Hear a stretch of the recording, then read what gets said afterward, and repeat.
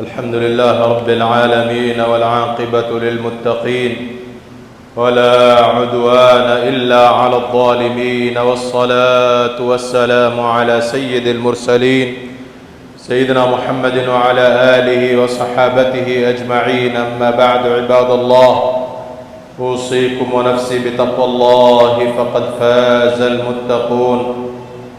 الحمد لله, baada kumhimidi Allah subhanahu wa ta'ala na kumtakia rehma na amani kipenzi chetu na kipenzi cha Allah Bwana Mtume Muhammad sallallahu alaihi wasallam, ndugu zangu, na wasieni na wajihusia nafsi yangu kumwogopa Allah subhanahu wa ta'ala, kwani kufaulu duniani na akhira kupatikana kwa kumcha Allah subhanahu wa ta'ala, kumtii Allah subhanahu wa ta'ala na Bwana Mtume Muhammad sallallahu alaihi wasallam.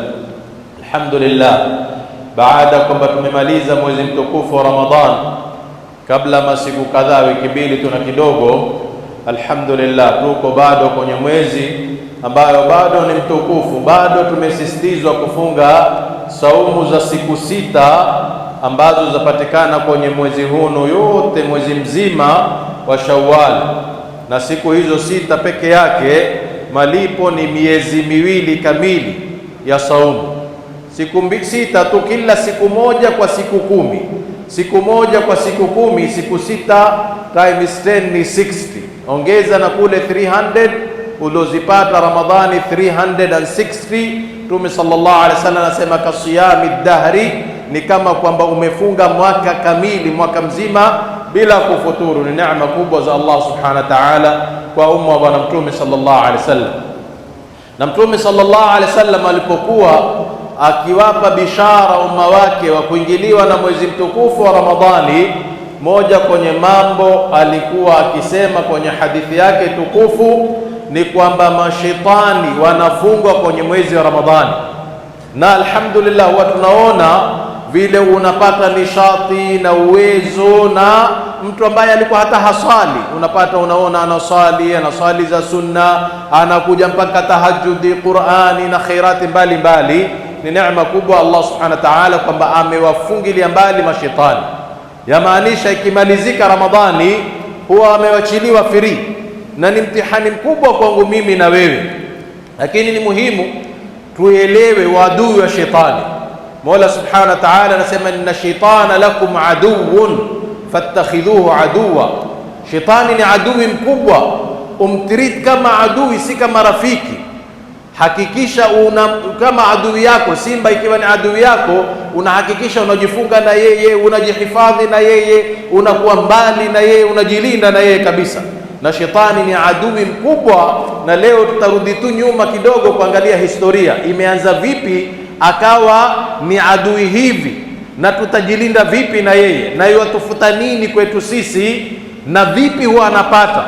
Hasa muhimu ni kwamba ni vita vikubwa sana huyu mwanadamu kutoka aje hapa duniani mpaka kuondoka huko, kuna vita na shetani, iblisi na shetani uko na vita, na tena vita vikubwa za hatari.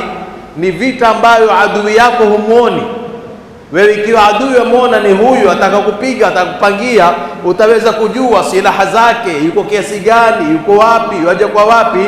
Lakini huyu ni shetani, ni adui ambao unapigana na yeye, hachoki wala haonekani wala halali wala hapumziki, yuko tu kwenda mbio kutaka kuharibia. Hasa ni muhimu tujue insha Allah taala vita vyake vimeanza wapi. Mola subhanahu wa ta'ala alipomuumba Nabiyullahi Adam akaamrisha malaika pamoja na yeye Iblis, wakaambiwa idh qulna lilmalaikati isjudu li adama fasajadu illa iblisa aba wastakbara wa kana min alkafirin. Vita vilianza hapo kwamba aliamrishwa mumsujudie Adam, malaika wote wakakubali, yeye akakata. Itakuwaje mimi? Akafanya hasadi na kibri, mimi niloumbwa na moto, huyu ameumbwa na mchanga, mimi nimsujudie yeye? Haiwezekani. Vita vimeanza hapo, akawa ana kibri, alionyesha na hasadi kubwa kwa Nabiyullahi Adam. Alipofanya hivyo, Mola subhanahu wa ta'ala akamwambia fakhruj minha fa innaka rajim, tokelea mbali, nenda zako, wewe umetolewa kwenye rahma za Allah subhanahu wa ta'ala, na una laana ila yaumiddin, uko na laana wewe, umelaaniwa wewe shetani mpaka huko unapokwenda kukutana na adhabu ya Allah subhanahu wa ta'ala. Akaomba faandhirni, ewe Mola wangu nipe na mimi fursa nibaki hapa duniani. Akaambiwa haya, tumekupa hiyo fursa. Hichi ni kisa kimeendelea baina ya yeye na Allah subhanahu wa ta'ala. Baada kwamba ameomba kubakishwa, akaambiwa tutakubakisha mpaka mwisho, huko tutakuacha mwisho. Akasema qala rabbi bima aghwaytani, vile ulivyonipoteza mimi, vile ulivyokufanya mimi niangamie kila kitu, la uzayyinanna lahum fil ardi, nitawapambia na mimi hawa watoto wa Adam, nitawapambia, wala ughwiyannahum ajma'in, na wote mimi nitawaharibu niwalete hapa motoni. Sitopumzika. Ndugu yangu, wewe ukilala, umelala, watakupumzika, uko kwenye sala, uko kwenye mambo yako, shetani yuko na wewe kila step. Ndio Mtume wa sala anasema anatembea na damu yako kwenye mwili mzima, wewe shetani yuko na wewe.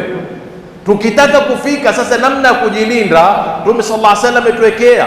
Tukitaka kufika nyumbani kuingia, tayari amejiweka mishetani kutaka kuingia nyumbani kuharibu mambo. Mtume sallallahu alaihi wasallam ametufundisha dua, bismillahi walajna wa bismillahi kharajna wa ala rabbina tawakkalna. Ukishasoma tayari yamewachiliwa mbali haya, anasema hakuna namna ya kuingia. Umeingia, una njaa, unataka kula, tayari yamejitayarisha kutaka kula na wewe. Mpaka ukisema bismillah, ukapiga jina la Allah subhanahu wa ta'ala, wanasema hakuna chakula hapa nyinyi. Mpaka wataka kwenda kukutana na mke wako, tendo la ndoa, tayari yuko kushirikiana na wewe hata mpaka kwenye mambo hayo. Ndio Mtume wa sallam ametufundisha dua, bismillahi allahumma jannibna shaitana wa jannibi shaitana ma razaqtana, ewe Mola tuokoe na sisi, ni hifadhi mimi na shetani, na kichochote utakachokuruzuku mtoto hapa kwenye tendo hili linalofanya, basi mhifadhi na shetani, huwa amehifadhika na shetani. Hasa kila mara ukilala, tayari Mtume wa sala anasema anakutia manoti matatu kwamba usiamke wewe, endelea kulala. Ndio wengi tunapata shida kuamka sala ya alfajiri, shetani amekutia manoti matatu. Mtume wa sala anasema ukiamka, ukiingia chooni, moja imeondoka, ukatawadhi ukaja, la pili, ukaswali, la tatu, wewe unakuwa na nishati kubwa sana. Hasa alimwahidi Allah subhanahu wa ta'ala, la aghwiyannahum ajma'in, tawaangamiza wote waende motoni hawa watoto wa Adam, kwa ajili mimi nimeangamia kwa ajili ya kukataa kumsujudia Adam, na mimi hawa watoto wake mimi nitaenda mbio nihakikishe na mimi nimekuja na wao motoni. Mola subhanahu wa ta'ala akamwambia, qala dhhab, si umeahidi hilo, idhhab faman tabi'aka minhum fa inna jahannama jazaukum jazaan mawfura, nenda kajaribu. Sisi tumeonyesha njia ya sawa ni hii, tumewatumia mitumi tukawaondole kuwafungulia kila njia. Basi atakaye kuchagua njia yako ya shetani, akaikataa njia ya Mtume sallallahu alaihi wasallam na Mwenyezi Mungu, basi nimewaandalia na mimi jahannam. Lakini Mola rahma zake kwa ni nyingi, akamwambia si wote watu unaweza kwamba ukawaharibu, inna ibadi laysa laka alaihim sultan, kuna waja wangu watakao kujikurubisha kwa ibada, kujihifadhi kwa dua, kufanya mazuri, kujilinda na wewe, basi hao hutowaweza. Huwezi, hata ukafanya vipi huwezi. Na ajabu ya shetani, bidii aliyokuwa nayo yeye, lau tungekuwa sisi na bidii kama hiyo, tungefika mbali sana. Manake wewe utakwenda haji, mfano amefanya kazi ya miaka 60-70 kukuharibia madhambi mbalimbali, utakwenda kule siku ya Arafa, Mola anayaporomeshelea mbali yote unasamehewa madhambi yako, ikiwa na pia umetubia. Hasa yeye hachoki, akishamaliza anaanza tena. anaanza kukujenga polepole, tena kujenga polepole. Yeye lengo lake ni roho yako ikutoke na ilhali uko kwenye maasi, ikutoke na ilhali wewe elekea motoni, ikutoke umepata ghadhab na hasira za Allah subhanahu wa ta'ala. Malengo makubwa yake ndiyo hayo. Hasa Mola anamwambia si wote. Wewe unasema la aghwiyannahum ajma'in, wote nitawapoteza, wote nitakwenda na wao motoni. Ambia inna ibadi laysa laka alaihim sultan, waja wangu watakao kwenda mbio kuniambia mimi ni walinde. Ndio kwenye sala tunaambiwa kila rakaa kabla ya kusoma suratul Fatiha jilinde na Allah subhanahu wa ta'ala na shetani. A'udhu billahi minash shaitani rajim, ndio usome bismillahir rahmanir rahim, usome Fatiha kila rakaa, ujilinde na shetani. Hakuachi hata kwenye sala zetu, imekuwa ni mtihani. Tunataka kula, yuko na sisi. Tunataka kulala, yuko na sisi. Chooni yuko na sisi. Tunataka kuingia majumbani, yuko na sisi. Mabiasharani yuko na sisi. Kwenye sala mtihani mkubwa. Wallahi, wengine hatujui hata ni rakaa ngapi tumesali, wengine hatujui hata tuko wapi. Akili ziko makazini, ziko majumbani, lakini mwili tumelazimishwa, kama hutosali ni adhabu, basi tumejibeba kujileta. Hakuachi, hakuachi. Hapa waweza kuuliza wewe baada ya swala, ukafanya survey wewe, ukasimama kule nje ukawauliza watu, hebu tueleze rakaa ya kwanza imamu amesoma sura gani na rakaa ya pili sura gani? Basi wengi wakakosa kujua, kwa sababu akili haziko hapa. Na roho ya swala ni khushu'. Yeye huenda mbio kuharibia ile khushu', ama kupeleke swala yako kuharibia, uwe na haraka haraka, wasimama wainuka waenda haraka na nini, kuharibia ile swala. Sasa akamwahidi Mola subhanahu wa ta'ala, akasema, angalia adui wake alivyokuwa mwovu shetani. Ndio Ramadhani ishamalizika, tumeshafunguliwa hawa maadui, tujue namna ya kujikinga na wao. Akasema, promise alitoa kwa Allah, la aq'udanna lahum siratakal mustaqim, kila njia ya sawa mimi nitakaa pale, ni wapambie mambo ambayo ni haramu mpaka waone ni halali, ni wapambie zina mpaka aone yuko tayari kuzini na yeye ana mke wake wa halali, nimpambie starehe aziwache mpaka zile sala, nimpambie mali kuyataka awe yuko tayari kwenda motoni, achukue mali ya yatima, atakula mali ya yatima tayari. Na huku Mola subhanahu wa ta'ala anasema, wale wanayokula mali ya yatima innama yakuluna fi butunihim nara, wanakula vipande vya moto. Wasayasluna sa'ira, taingia kwenye sa'ir.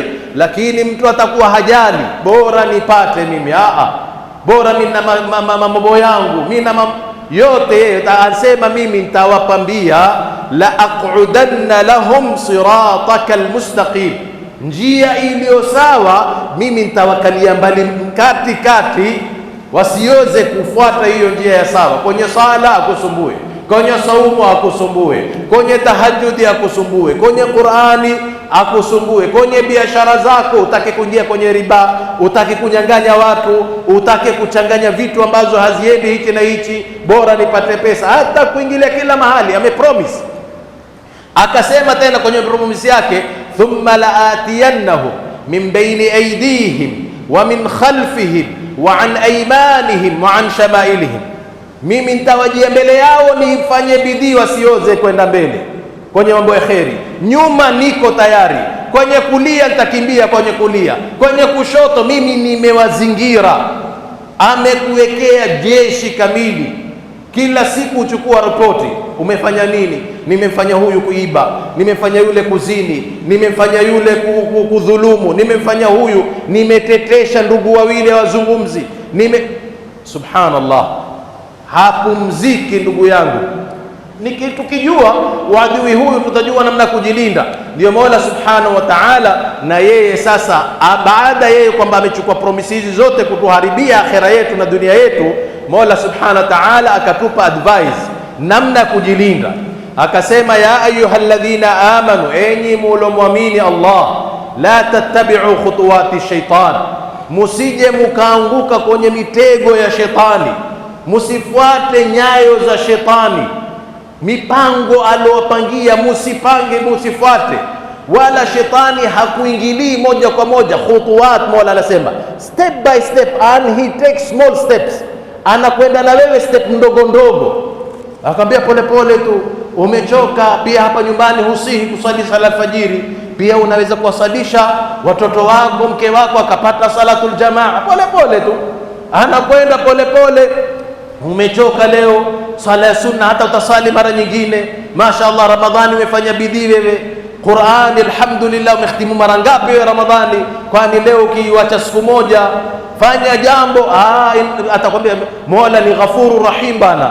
Mwenyezi Mungu anasema wala taqnatu min rahmatillah. Hakuambii inna Allaha shadidul iqab, hakuambii kuna moto wa jahannam, hakuambii kuna saqar la tubqi wala tadhar, hakuelezi. Ataingia khutuwat kwenye stepu moja moja. Tueleze kisa haraka haraka kilotajwa kwenye suratul Hashr. Alikuwa jamaa akiitwa Bursisa al-Abid.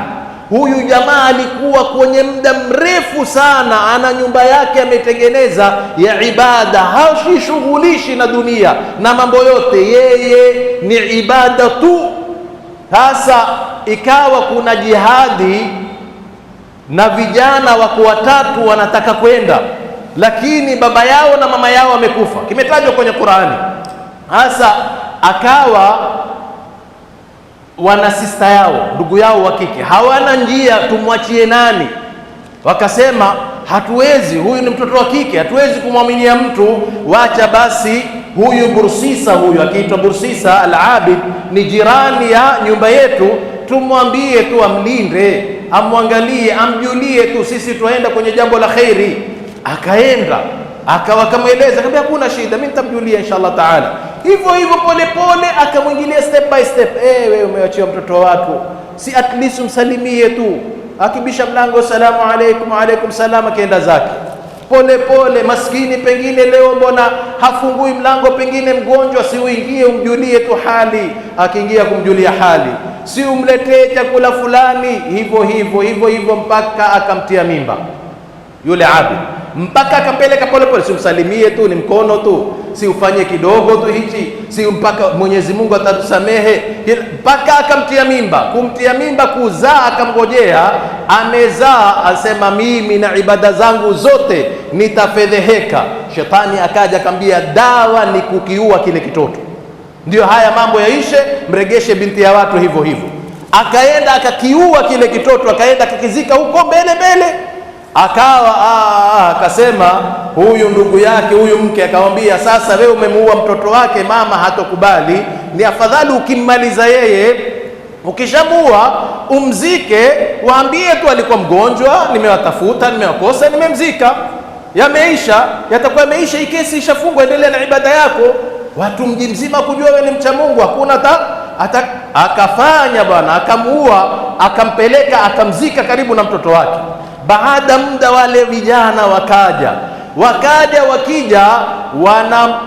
amewaotesha, amekuja kwenye ndoto zao, akamwambia wewe msione hivi, maana kuja kumtafuta ndugu yao, kwenda kwa Bursisa, akamwambia huyu ndugu yenu bwana alikuwa mgonjwa taabani, nimewatafuta, nimemsomea, nimemfanyia bwana, akafa, nimekwenda mimi nikamzika.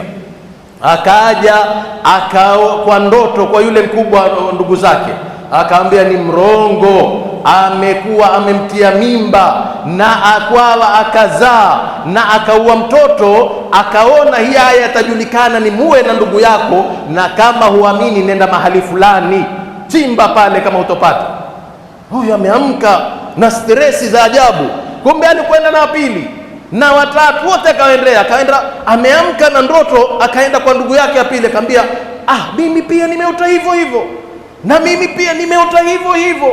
Akawa twende tuchimbe huko. Wakaenda kichimba, anamwona mtoto mdogo na mwanamke alizikwa pale.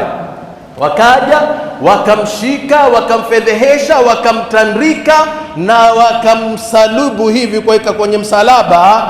Shetani akaja akamwambia, yote nilosababisha ni mimi, wewe hapo ni moja tu, hawa ndio fanya, na mimi naweza kuwaondoa sasa hivi nikawabadilisha, nisujudie tu hivi kwa kichwa mara moja, nisujudie wewe, mimi nitabadilisha story sasa hivi, hawa wakaondoka na mambo yakawa mazuri. Akimsujudia roho imetoka na amekufa, ni kafiri. Hasa Mola ameitaja kwenye suratul Hashr, akasema kamathali shaitani idh qala lilinsani kfur, alimwambia Ubursisa sujudu, kufuru. Falamma kafara, alipokufuru, qala inni bari'un minka inni akhafu Allah rabbal alamin, mimi namuogopa Mola wangu, mimi niko mbali na wewe, sitaki kukujua. Yeye haja yake ishapata, shakuweka motoni. Hasa kuendelea, ya ahbabu fillah, shetani Mola subhanahu wa ta'ala anasema anakutaka hapa, anakulinga hapa, jitahadhari sana. Anasema innama yuridu shaitanu an yuqi'a bainakumul adawa, shetani kazi yake ataka kuleta uadui kwenye ndugu, kwenye familia.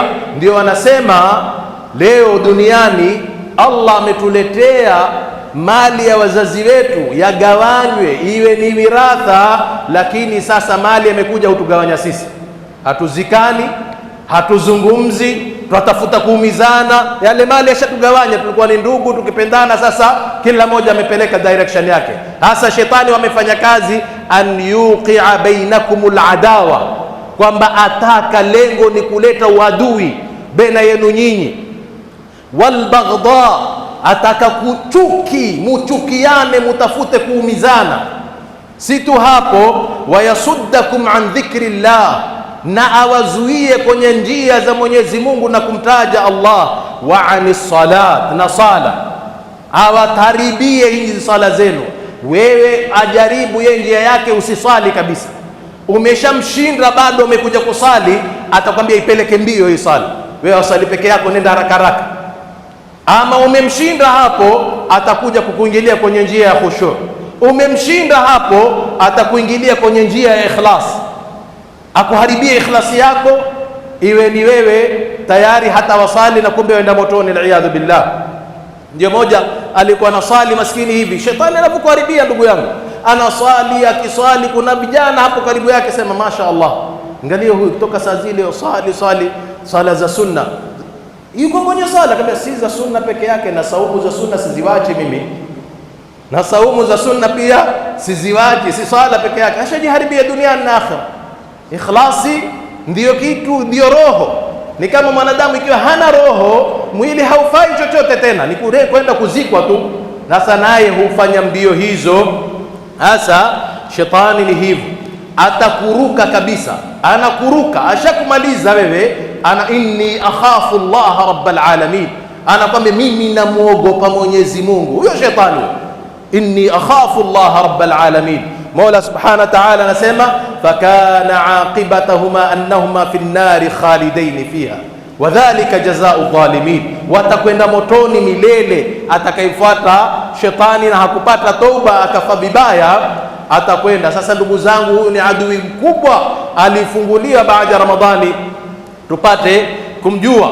Siku tutakuja kuletwa mbele za Allah subhanahu wa ta'ala, mambo yamehukumiwa na shetani, wewe kumwambia ni wewe ulionifanya haya yote, atakuruka, atakwambia fala talumuni walumu anfusakum, mujilaumu nyinyi wenyewe. Mola angalia vile tena kwenye Qur'an anasema waqala ash-shaytanu lamma qudiya al-amr, takapokuwa imehukumiwa, peponi enda peponi, wa motoni ukaenda motoni, inna Allaha wa'adakum wa'da al-haq, Mola wenu amewatumizia mtumi, akaonyesha njia za sawa, pepo, kwenye kufanya mazuri, moto, kila kitu ilikuwa ni clear. Wa wa'adtukum, na mimi nikaja na urongo wangu na kuwapambia mambo. Fa akhlaftukum, leo nimeshawaruka, nimeshawageuka. Akasema wama kana li alaykum min sultan, mimi nilikuwa si mtumi, mimi nilikuwa sina miujiza, mimi sina kitu, lakini illa an da'awtukum fastajabtum li, nimewanangalia mkanifuata, mkamwacha Mola wenu, mkamwacha mtumi, mkaacha Qur'ani. Basi leo fala talumuni walumu anfusakum, musinilaumu mimi shetani, mujilaumu nyinyi. Je, mlikuwa hamuna akili? Ndio Mola subhanahu wa ta'ala kwenye suratu Yasin atatukumbusha waliokuwa wamemfuata shetani na ibada. Mola anatueleza kuna sampuli mbili, kuna ibada ya kumwabudu Allah na kuna ibada ya kumwabudu shetani. kuna mambo unafanya wewe bila kujua muabudu shetani. Hapa Mwenyezi Allah Subhanahu wa Ta'ala asema alam a'had ilaykum ya bani adama alla ta'budu shaitan. Je, mimi sijatahadharisha nikawaonyesha nikawaeleza nikatuma mitume yangu alla ta'budu shaitan, kutomwabudu shaitani. Innahu lakum aduwwun mubin, ni adui aliyoweka wazi wazi wa adui wake. Wa an'buduni, sasa ibada kuna mbili, kuna shetani. Wa an'buduni, ni'buduni mimi. Mola anasema hadha siratun mustaqim, hii ndiyo njia iliyonyoka ya kupeleka peponi. Walaqad adalla minkum jibillan kathiran afalam takunu taqilun, wengi umma wa mbele wangapi aliwaharibu akawasababishia kwenda motoni. Je, mulikuwa hamuna akili? Hadhihi jahannamu allati kuntum tuadun, basi simkataa mkamfuata shetani. Hii ndiyo hiyo jahannam mulikuwa mkipromisiwa mkimfuata shetani kuacha njia ya Allah. Hadhihi jahannamu allati kuntum tuadun islauha alyawma bima kuntum takfurun, ingieni na shetani wenu kwenye jahannam waliyadhu billah. Hasa ya ahbabu fillah, la muhimu ni kwamba ni nini malengo yake huyu shetani. Shetani yataka nini kwako wewe? Malengo makubwa ni idkhalul insani nar, kukutia motoni.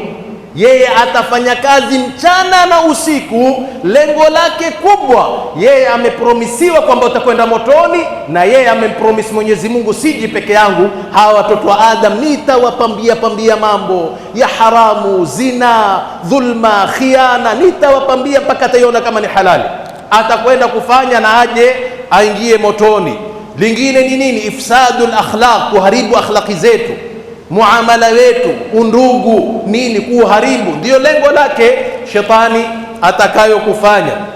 Njia zake ni njia gani? Anatuingilia njia zake ni step ndogo ndogo. Utakapoona tu amekuanza polepole, sema muombe Allah subhanahu wa ta'ala, Allahumma asimni minash shaitani rajim, ewe Mola wangu nisaidie na huyu shetani.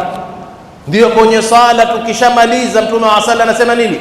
Tuombe Allahumma inni ala dhikrika wa shukrika wa husni ibadatik, ewe Mola nisaidie, kuna huyu adui yoenda mbio kutakunharibia, nisaidie ewe Mola wangu. Lingine njia ya kutuingilia ni atazyin, kukupambia jambo haramu. Una wake watatu, wallahi anakupeleka kwenye zina.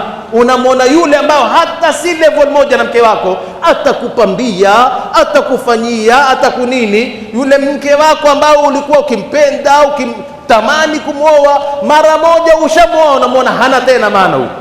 Mara moja hutaki hata kuzungumza naye, mara atakawa nje wa haramu, atakupambia.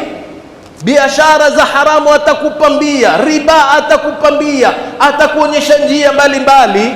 Akishakupata ndio ashakuharibia dunia yako na akhera. Yingine ataswif, njia anakuingilia shetani ni kwambia bado bana, wewe ni kijana, endelea starehe, ni siku 2-3, ujana wako starehe, ukiwa mtu mzima utakwenda haji, utasamehewa, utaleta tauba.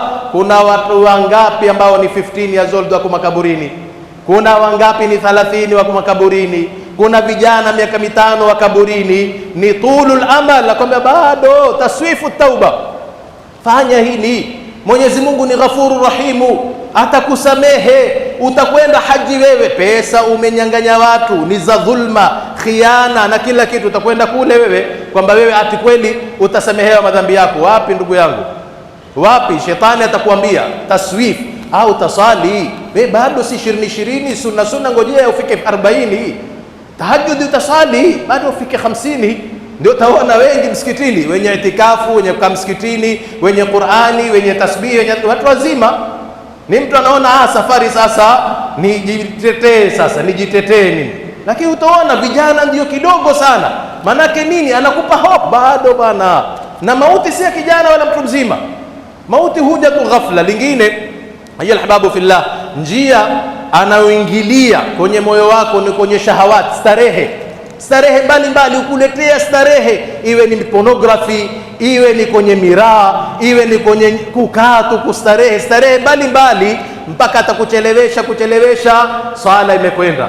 umekula mpaka saa 8 za usiku, saa 9 alfajiri imekwenda, tahajjudi imekwenda, wewe walala Ramadhani usiku mzima, umefanya mchana mzima wewe Ramadhani, hata watu watakufanya ibada, wewe umelala, wangoja magharibi kuamka. Yeye raha zake ni hivyo, hukutilia kwenye starehe, akusukumie wanawake, akusukumie mambo ya kustarehe. Hiyo ndiyo njia na kuingilia. Ukishakubali tayari ashakupata. Lingine ni alghadab. Shetani moja kwenye njia ya kukuingilia ni hasira. Fanya mambo ya kihasira, piga mke wako, wacha, vunja, uwa, fanya yote kwa ajili ya hasira. Ndio Mtume sallallahu alaihi wasallam akasema hasira zatoka kwa shetani. Shetani ameumbwa na moto huzimwa na maji. Mmoja wenu akipatikana na mahasira, nenda kaoge, nenda katawadhi, nenda kasali rakaa 2, atakukimbia huyo shetani. Njia nyingine ya kukuingilia ni alghafla, kwamba umeghafilika na dini ya Allah, umeghafilika na Qur'ani, umeghafilika na mahali pema, msikiti, mambo ya kheri, uko mbali nayo, ameshakupata vizuri sana. Lakini ikiwa kwa adhkar na mambo mengine, atakukimbia. Hasa shetani ya ahbabu fillah, lengo lake ni kukuharibia dini yako, lengo lake ni kukuregesha kwenye maasi. Hata baada ya Ramadhani umefanya mazuri yote, urudi kwenye maasi. Lengo lake ni kutetesha na wengine namna ya kujilinda insha Allah taala na adui mkubwa kama huyu ni al-ikhlas. Unapofanya ibada yako, yeye hakupigi, hakulazimishi, ni wewe. Akishakuletea waswasa za shetani kuingia, a'udhu billahi minash shaitani rajim, kataa. Nafsi ya tamani, kataa, sitaki, a'udhu billahi minash shaitani rajim. Fanya jambo la kwanza ni ikhlas. Fanya mambo yako kwa ajili ya kutafuta radhi za Allah, si fame wala nijulikane ya nini. Njia nyingine adh-dhikr, dhikrullah. Ukimtaja Mwenyezi Mungu anakuwa mdogo kama kinzi, anajificha. Dhikrullah zinamchoma shetani. Nyingine ni sala, daimu sala. Yeye amekatazwa kumsujudia Allah, akikuona wewe amsujudia huchomeka yeye, husikia dhiki. Sala za sunna nyingine, tahajjudi na mengineyo. Mingine as-suhbatu salihah, mtafute rafiki mwema akuvute, akikuona kwamba waenda njia mbaya akuvute, akulete kwenye njia ya sawa. Otherwise yeye atakulekeza, huyo rafiki atakupeleka bana, mashaallah wewe masunna, mimi hata hiyo faradhi yenyewe sisali, wewe mashaallah makurani, wewe mashaallah maadhkar, atakupeleka. Lakini rafiki mzuri atakwambia, ndugu yangu, mimi Ramadhani kila siku namaliza Qurani mzima, wewe maliza kiasi gani? Utaona haya juzu zangu 3 hizi, hata kumwambia basi jibidiishe, inshallah anza tu na wewe 10, atakuvuta. Inshallah kuna tahajjudi, situamke twende, atakusukuma rafiki mzuri. Nyingine tilawatul Qur'an, ni sababu ya kuchota thawabu nyingi, na hapendi mwenye kusoma Qur'ani awe na yeye hukuletea njia mbalimbali, usinzie, ufanye hivi. Na lingine ya ahbabu fillah ni dua, uombe Mola subhanahu wa ta'ala na dua mzuri, Allahumma asimni minash shaitani rajim, ewe Mola nihifadhi na mimi na shaitani huyo alifukuzwa na rahma za Allah subhanahu wa ta'ala. Na ujue ndugu yangu, hii ni jihadi kubwa sana ya kuteta na shaitani, adui ambao humoni. Kama ingekuwa ni ya polisi, unajua ni 2 3, nitafute silaha gani? Humuoni ndugu yangu, halali wewe, hata umelala yeye halali, hapumziki, working overtime akuharibie. Na mwisho wa zita na wewe ni siku mpaka ya kufa, mpaka mwisho, dakika ya mwisho, roho ya kutoka, huenda mbio akapata kwamba upate suul khatima. Lakini insha Allah ukiwa umeshikana na Allah subhanahu wa ta'ala, umeshikana na adhkaru sabahi wal masa, umeshikana na dua tulofundishwa na Mtume sallallahu alaihi wasallam, utaingia kwenye inna ibadi laysa laka alaihim sultan. Mola akamwambia wewe fanya vituko zote, lakini waja wangu watakayochukua advice yangu na mtume wangu, hao hata ujaribu kiasi gani utashindwa wewe. Mola subhanahu wa ta'ala tufanye min alladhina yastami'una alqawla fayattabi'una ahsanahu. Mwenye shida, mwenye matatizo, mwenye maradhi, Allah subhanahu wa ta'ala tuondolee, atupe fi dunya hasana, atupe fil akhirati hasana. Wa sallallahu ala sayyidina Muhammadin wa ala alihi wa sahbihi wa sallam.